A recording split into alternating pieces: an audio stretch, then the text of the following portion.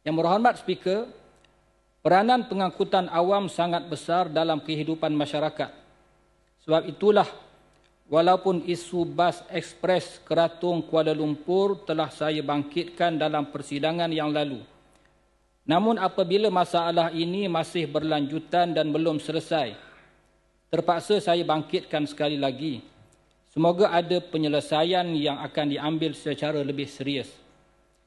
Saya difahamkan penyelesaian yang telah diambil ialah memberikan permit laluan bas ekspres ini kepada syarikat Sanwa Express menggantikan syarikat Mara Liner atas alasan kedua-dua syarikat ini akan mengalami kerugian apabila kedua-duanya beroperasi di laluan yang sama.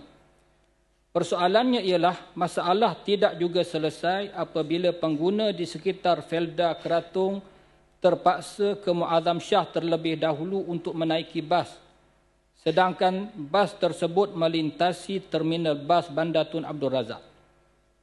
Ramai ibu bapa yang terbeban ketika hendak menghantar atau menjemput anak-anak yang menggunakan perkhidmatan bas ekspres ini.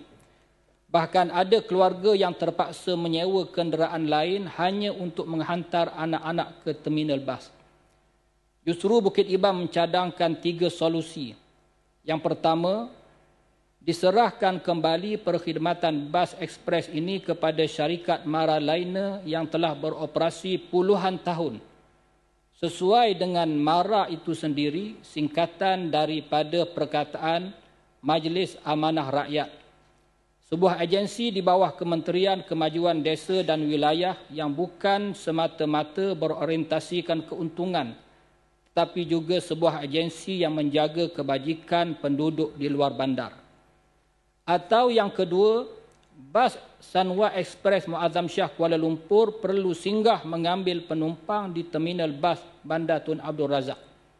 Atau yang ketiganya, tidak dapat beroperasi setiap hari, sekurang-kurangnya beroperasi 3 kali seminggu.